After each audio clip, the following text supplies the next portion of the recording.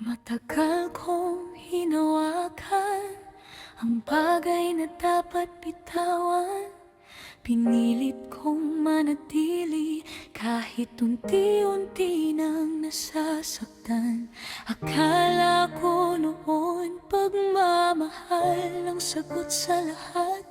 Ngunit may mga damdaming hindi mo pala nais na aking yakap. Ilang beses kong ipinaglaban ang gusto ng puso ko, kahit alam kong nalalayo na ako sa'yo.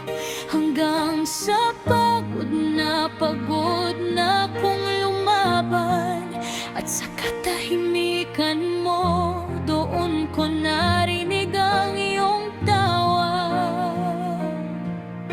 Hindi mo ako itinulak palayo, ikaw ang dahan-dahang nagbalik sa akin.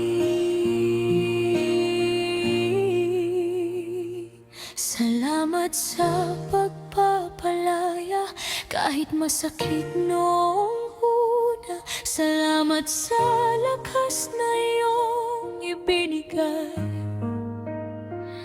para bitawan ang hindi mo inilaan. At ngayon nakikita ko na tama ang naging desisyon na magpaalam na. Dahil sa bawat sakit na aking binitiwan, mas lumapit ako sa iyong mga kamay, Panginoon.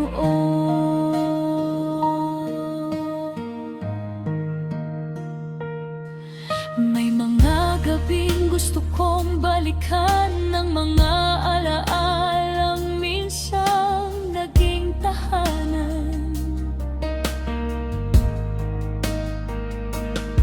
Pero tuwing naaalala ko ang iyong kabutihan, mas pinipili kong manatili sa iyong presensya at katotohanan.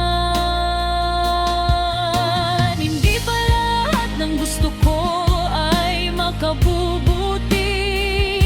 Hindi lahat ng mahal ko ay para sa akin hanggang huli. At kahit may mga luha sa bawat pagpapaalam, may kapayapaan palang naghihintay sa dulo ng pagsunod. Ngayon malinaw na sa puso ko na ang iyong daan ang pinakamabuti. Salamat sa pagpapalaya, kahit masakit noong una. Salamat sa lakas na iyong ibinigay para bitawan ang hindi mo inilaan. At ngayon nakikita ko na tama ang naging desisyon na magpaalam na. Dahil sa bawat sakit na aking binitiwan, mas lumapit ako sa iyong mga kamay, Panginoon. Kung minsan ang himala ay hindi pa nanatili, minsan ang himala ay ang lakas upang umalis ng payapa. Kung minsan ang sagot ay hindi ibibigay ko sa'yo, kundi anak, may mas mabuti akong inihahanda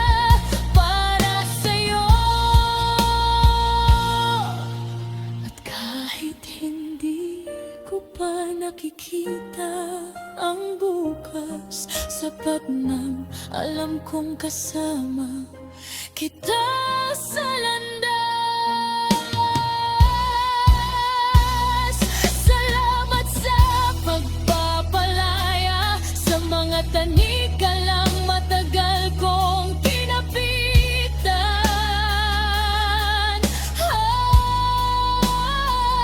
Salamat sa paghilom na iyong sinimulan, sa pusong sugatan at pagod ng lumaban. Ngayon hindi na ako nanghihinayang sa mga bagay na iniwan at initiwan, dahil natagpuan ko ang kapayapaan sa pagsunod sa iyong kalooban. At kung sakaling maalala ko ang kahapon, hindi na bilang sakit na aking babalikan, kundi bilang patunay na minsan ang pinakamahirap na paalam ang siya rin pinakamagandang paglaya. At sa paglaya ko, mas natagpuan kita, Panginoon.